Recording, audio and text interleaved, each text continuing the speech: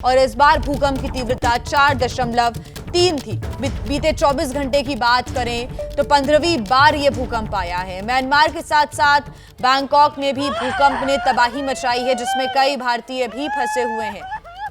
उनसे बातचीत की है हमारे संवाददाता विशाल पांडे ने।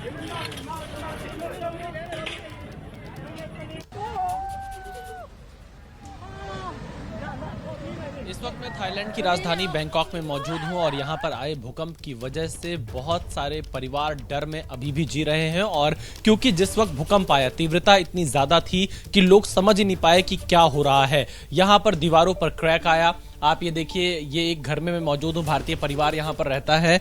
ये क्रैक इस तरह का इनकी दीवारों पर आ चुका है। और इसके अलावा मैं आपको दूसरी तरफ का हिस्सा दिखाता हूं। आप इधर भी देखिए, इधर ये पूरा दीवार यहां पर क्रैक हो चुका है। इस घर में भी ऐसे ही क्रैक आपको जगह जगह हर घर में दिखाई पड़ेंगे। और अब लोग डर की वजह से कुछ लोग घर छोड़ भी रहे हैं, दूसरी जगह पर भी कुछ समय तक रह रहे हैं। और यहां पर जो एक परिवार है भारतीय, मैं उनसे बातचीत करता हूं। क्या हुआ था जब ये भूकंप आया, कैसा यहाँ पर आप लोग को पता कैसे चला कि भूकंप आया और उस वक्त क्या हुआ? पहले तो हम लोग बैठे हुए थे और मैं अपना काम कर रही थी और मुझे लगा ये भी अपना वर्क फ्रॉम होम कर रहे थे।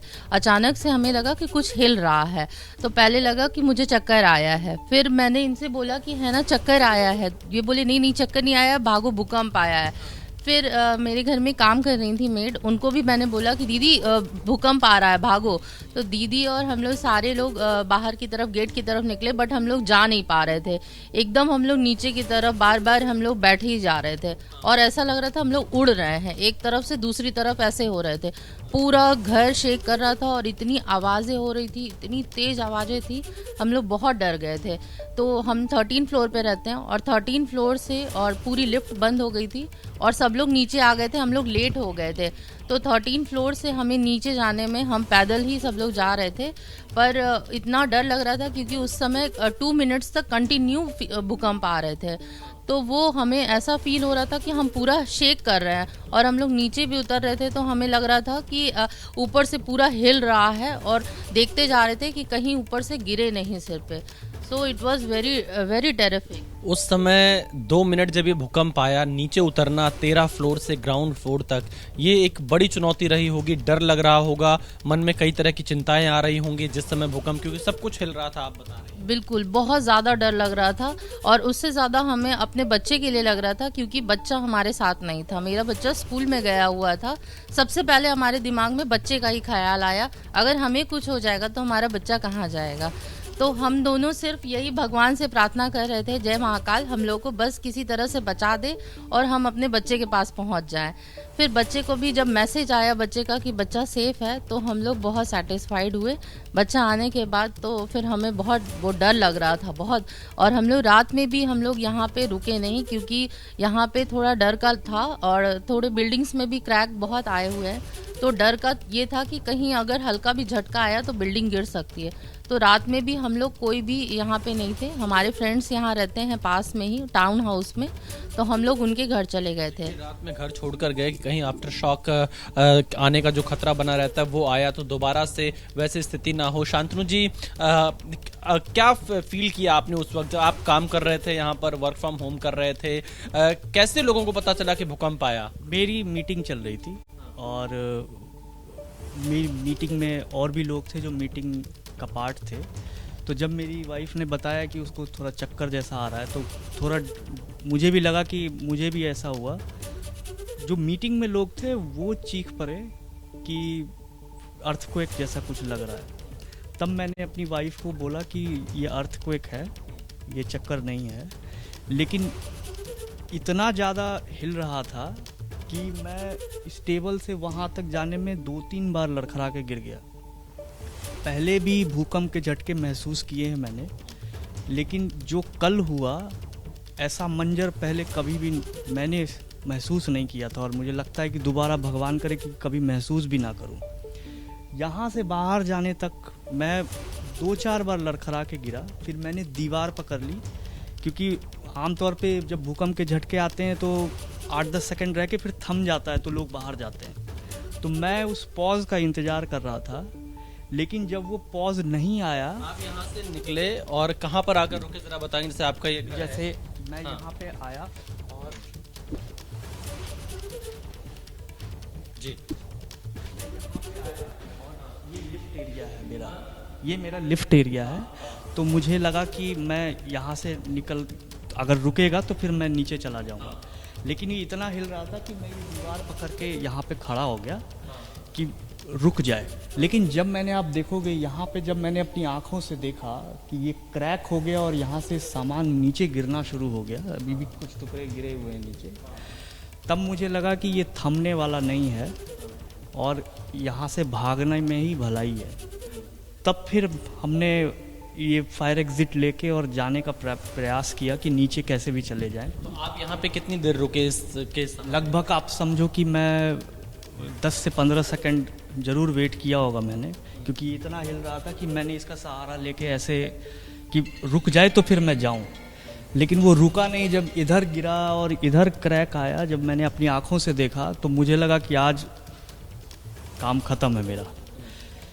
तब फिर नीचे गए। जब तक नीचे गए तब तक बहुत लोग नीचे बाहर निकल चुके थे, लेकिन मंजर इतना खौफनाक था कि मैं शब्दों में बयान नहीं कर सकता उसको। तो यही। कोई घायल तो नहीं हुआ इसमें, इस बिल्डिंग में? नहीं, घायल तो अभी तक कोई भी नहीं हुआ, क्योंकि सिर्फ क्रैक्स ही दिख रहे हैं। कोई सामान वामान तो टूटा नहीं है। और मेरे घर के, जब मैं वापस आया ऊपर, तो मेरे घर के सारे फर्नीचर, ये आप देख रहे हो इतने सारे फर्नीचर, अभी भी मेरा घर अस्त व्यस्त है, क्योंकि ये सारे फर्नीचर और सब कुछ जो है वो बीच में इकट्ठा हो गया था। हाँ। और हम अंदर आए सिर्फ और सिर्फ सामान पैक करने के लिए, ज़रूरत का सामान लेके बाहर चले जाएं, क्योंकि हम प्रवासी भारतीय हैं, तो पासपोर्ट, वीज़ा, डॉक्यूमेंट, वो सब लेने आए थे। थोड़ी बहुत दवाइयाँ और वो सब, कि अगर कोई वैसी सिचुएशन हो तो हम कम से कम भारत वापस जा सकें। शांतनु जी, अभी आपकी इस पूरी बिल्डिंग में, अपार्टमेंट में कितने घर खाली हो गए? क्योंकि आप बता रहे क्रैक बिल्डिंग में आया है, एक ही बिल्डिंग 2 हिस्से में होने की संभावना दिख रही है, जिस तरह के क्रैक दिख रहे हैं, तो लोगों ने अपने घर भी छोड़े हैं?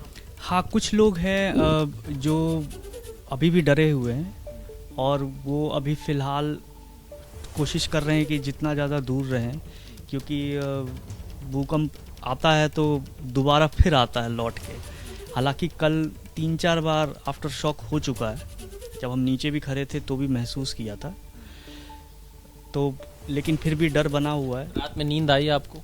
रात में नींद बिल्कुल भी नहीं आई, क्योंकि मैं अपने घर में नहीं था। वो क्योंकि माहौल ऐसा था कि मैं ग्राउंड फ्लोर, क्योंकि जो हाई राइज बिल्डिंग में थोड़ा ज़्यादा डर लगता है लोगों को, तो मैं ग्राउंड फ्लोर में एक घर था, वहाँ चला गया था। नींद बिल्कुल भी नहीं आई और घबराहट इतनी थी कि अगर कुर्सी भी हिल रही तो लग रहा है भूकंप ही आया, वैसा माहौल हो गया था। देखिए, शांतनु और इनकी जो पत्नी है, उन्होंने एबीपी न्यूज़ को बताया कि किस तरह इन्होंने आंखों देखी जो इनकी आप बीती है। वो ये बता रहे हैं कि जब भूकंप आया तो क्या महसूस किया। सब कुछ हिल रहा था, कोई 2 मिनट के अंदर इनको नीचे पहुंचना था, लेकिन कई बार इनके मन में ये भी आता था कि शायद नीचे पहुंच पाए या ना पहुंच पाए। जगह जगह क्रैक दिखाई दे रहे हैं और इतनी तीव्रता का भूकंप थाईलैंड में पहली बार इस भारतीय परिवार ने महसूस किया। कैमरामैन मनोज अधिकारी के साथ Vishal Pandey, ABP News, Bangkok, Thailand. तो जिन लोगों ने इस विनाशकारी और शक्तिशाली अर्थक्वेक को महसूस किया, इस भूकंप को महसूस किया, उन्हीं की ज़बानी आप सुन रहे थे कि आखिर किस प्रकार की स्थितियां बन गई थी, किस प्रकार से दहशत का माहौल था। अब अपने घर पे वो आए हैं अपना पासपोर्ट लेने के लिए, अपने सारे डॉक्यूमेंट्स लेने के लिए, कुछ दवाइयां लेने के लिए, ताकि ज़रूरत पड़े तो वो यहाँ से किसी सुरक्षित स्थान पर भी जा सके। हमारे संवाददाता लगातार ग्राउंड जीरो पर मौजूद हैं। विशाल पांडे की एक और रिपोर्ट आपको दिखाते हैं। क्या नाम है आपका? पूर्णिमा। आप कहाँ से हैं? बर्मा से। बर्मा, म्यांमार से? म्यांमार से। म्यांमार में आपकी फैमिली रहती है? फैमिली रहती है, मेरे 2 बच्चे रहती है, सास माँ, मम्मी पापा सारे लोग बर्मा में रहते हैं। तो क्या खबर आ रही है बर्मा से, म्यांमार में भूकंप आने की? बर्मा से भूकंप आने के बाद ये ज़मीन जो कार हिल जा रहे थे, वहाँ से ज़मीन फट गई।